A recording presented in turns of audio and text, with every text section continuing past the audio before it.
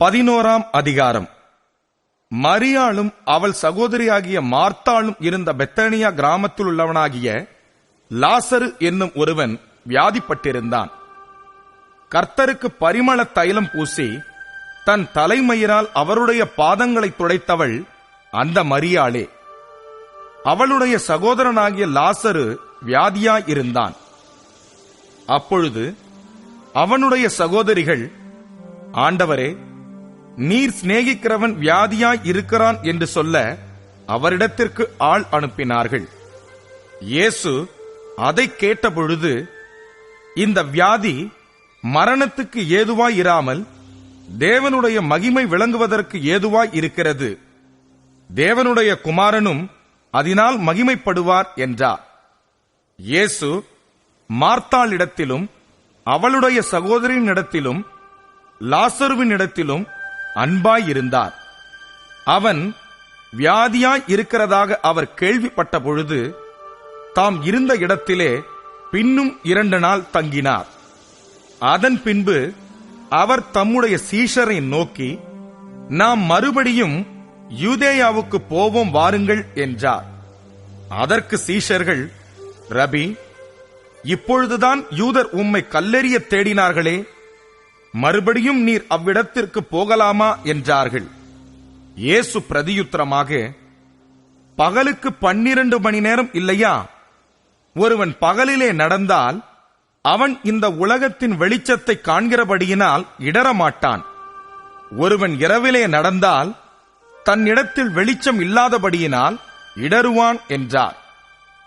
இவைகளை அவர் சொல்லிய பின்பு அவர்களை நோக்கி, நம்முடைய சிநேகிதனாகிய லாசரு நித்திரையடைந்திருக்கிறான், நான் அவனை எழுப்பப் போகிறேன் என்றார். அதற்கு அவருடைய சீஷர்கள், ஆண்டவரே, நித்திரையடைந்திருந்தால் சுகமடைவான் என்றார்கள். இயேசுவானவர் அவனுடைய மரணத்தை குறித்து அப்படி சொன்னார். அவர்களோ நித்திரை செய்து இளைப்பாறுகிறதை குறித்து சொன்னார் என்று நினைத்தார்கள்.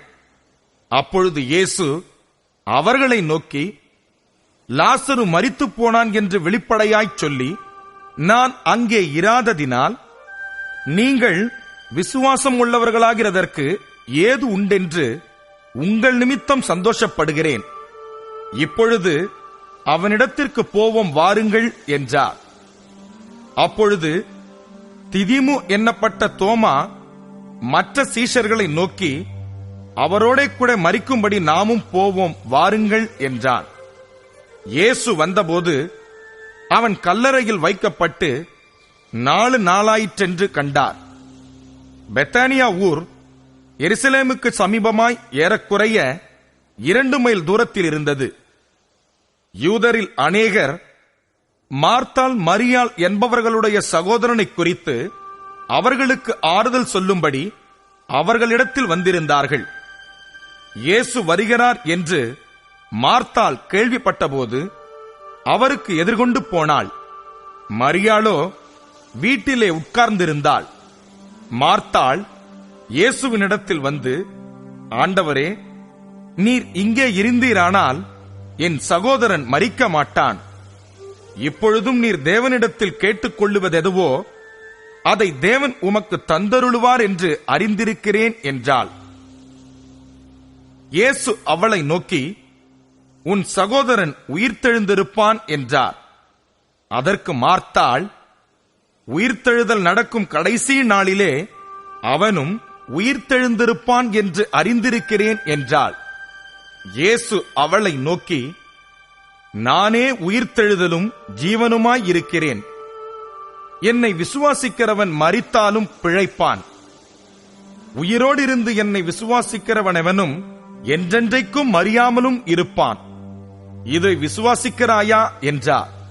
அதற்கு அவள், ஆம் ஆண்டவரே, நீர் உலகத்தில் வருகிறவரான தேவகுமாரனாகிய கிறிஸ்து என்று நான் விசுவாசிக்கிறேன் என்றாள். இவைகளைச் சொன்ன பின்பு அவள் போய் தன் சகோதரியாகிய மரியாளை ரகசியமாய் அழைத்து, போதகர் வந்திருக்கிறார், உன்னை அழைக்கிறார் என்றாள். அவள் அதை கேட்ட உடனே சீக்கிரமாய் எழுந்து அவரிடத்தில் வந்தாள். இயேசு இன்னும் கிராமத்துக்குள் வராமல் மார்த்தாள் தம்மை சந்தித்த இடத்திலே இருந்தார். அப்பொழுது வீட்டிலே அவளுடனே கூட இருந்து அவளுக்கு ஆறுதல் சொல்லிக் கொண்டிருந்த யூதர்கள் மரியாள் சீக்கிரமாய் எழுந்து போகிறதைக் கண்டு அவள் கல்லறையினிடத்தில் அழுகிறதற்கு போகிறாள் என்று சொல்லி அவளுக்கு பின்னே போனார்கள். இயேசு இருந்த இடத்தில் மரியாள் வந்து அவரை கண்டவுடனே அவர் பாதத்தில் விழுந்து, ஆண்டவரே, நீர் இங்கே இருந்தீரானால் என் சகோதரன் மரிக்க மாட்டான் என்றாள். அவள் அழுகிறதையும் அவளோட கூட வந்த யூதர்கள் அழுகிறதையும் இயேசு கண்டபோது ஆவியிலே கலங்கி துயரமடைந்து, அவனை எங்கே வைத்தீர்கள் என்றார். ஆண்டவரே, வந்து பாரும் என்றார்கள். இயேசு கண்ணீர் விட்டார். அப்பொழுது யூதர்கள், இதோ இவர் அவனை எவ்வளவாய் சிநேகித்தார் என்றார்கள். அவர்களில் சிலர், குருடனுடைய கண்களை திறந்த இவர் இவனை சாகாமல் இருக்க பண்ணவும் கூடாதா என்றார்கள். அப்பொழுது இயேசு மறுபடியும் தமக்குள்ளே கலங்கி கல்லறையின் இடத்திற்கு வந்தார். அது ஒரு குகையாயிருந்தது. அதன் மேல் ஒரு கல் வைக்கப்பட்டிருந்தது. இயேசு, கல்லை எடுத்து போடுங்கள் என்றார். மரித்தவனுடைய சகோதரியாகிய மார்த்தாள் அவரை நோக்கி, ஆண்டவரே, இப்பொழுது நாருமே 4 நாளாயிற்றே என்றாள். இயேசு அவளை நோக்கி, நீ விசுவாசித்தால் தேவனுடைய மகிமையை காண்பாய் என்று நான் உனக்கு சொல்லவில்லையா என்றார். அப்பொழுது மரித்தவன் வைக்கப்பட்ட இடத்திலிருந்து கல்லை எடுத்து போட்டார்கள். இயேசு தம்முடைய கண்களை ஏறெடுத்து, பிதாவே, நீர் எனக்கு செவி கொடுத்தபடியினால் உம்மை ஸ்தோத்தரிக்கிறேன். நீர் எப்பொழுதும் எனக்கு செவி கொடுக்கிறீர் என்று நான் அறிந்திருக்கிறேன். ஆனாலும் நீர் என்னை அனுப்பினதை சூழ்ந்து நிற்கும் ஜனங்கள் விசுவாசிக்கும்படியாக அவர்கள் நிமித்தம் இதைச் சொன்னேன் என்றார். இவைகளைச் சொன்ன பின்பு, லாசருவே, வெளியே வா என்று உரத்த சத்தமாய் கூப்பிட்டார். அப்பொழுது மரித்தவன் வெளியே வந்தான். அவன் கால்களும் கைகளும் பிரேத சீலைகளினால் கட்டப்பட்டிருந்தது. அவன் முகமும் சீலையால் சுற்றப்பட்டிருந்தது. இயேசு அவர்களை நோக்கி, இவனை கட்டவிழ்த்து விடுங்கள் என்றார். அப்பொழுது மரியாளிடத்தில் வந்திருந்து இயேசு செய்தவைகளைக் கண்டவர்களாகிய யூதர்களில் அநேகர் அவரிடத்தில் விசுவாசம் உள்ளவர்களானார்கள். அவர்களில் சிலர் பரிசேயரிடத்தில் போய் இயேசு செய்தவைகளை அவர்களுக்கு அறிவித்தார்கள். அப்பொழுது பிரதான ஆசாரியரும் பரிசேயரும் ஆலோசனை சங்கத்தை கூடிவரச் செய்து, நாம் என்ன செய்கிறது? இந்த மனுஷன் அநேக அற்புதங்களை செய்கிறானே, நாம் இவனை இப்படி விட்டுவிட்டால் எல்லாரும் இவனை விசுவாசிப்பார்கள். அப்பொழுது ரோமர் வந்து நம்முடைய ஸ்தானத்தையும் ஜனத்தையும் அழித்து போடுவார்களே என்றார்கள். அப்பொழுது அவர்களில் ஒருவனும் அந்த வருஷத்து பிரதான ஆசாரியனுமாகிய காய்பா என்பவன் அவர்களை நோக்கி, உங்களுக்கு ஒன்றும் தெரியாது.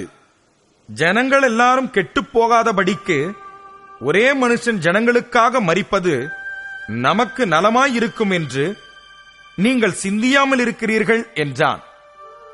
இதை அவன் சுயமாய் சொல்லாமல் அந்த வருஷத்து பிரதான ஆசாரியனானபடியினாலே இயேசு யூத ஜனங்களுக்காக மரிக்கப் போகிறார் என்றும், அந்த ஜனங்களுக்காக மாத்திரமல்ல, சிதறியிருக்கிற தேவனுடைய பிள்ளைகளை ஒன்றாக சேர்க்கிறதற்காகவும் மரிக்கப் போகிறார் என்றும் தீர்க்க தரிசனமாய் சொன்னான்.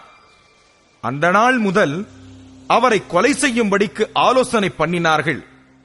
ஆகையால் இயேசு அதன் பின்பு வெளியரங்கமாய் யூதருக்குள்ளே சஞ்சரியாமல் அவ்விடம் விட்டு வனாந்தரத்திற்கு சமீபமான இடமாகிய எப்ராயிம் என்னப்பட்ட ஊருக்கு போய் அங்கே தம்முடைய சீஷருடனே கூட தங்கியிருந்தார். யூதருடைய பஸ்கா பண்டிகை சமீபமாயிருந்தது.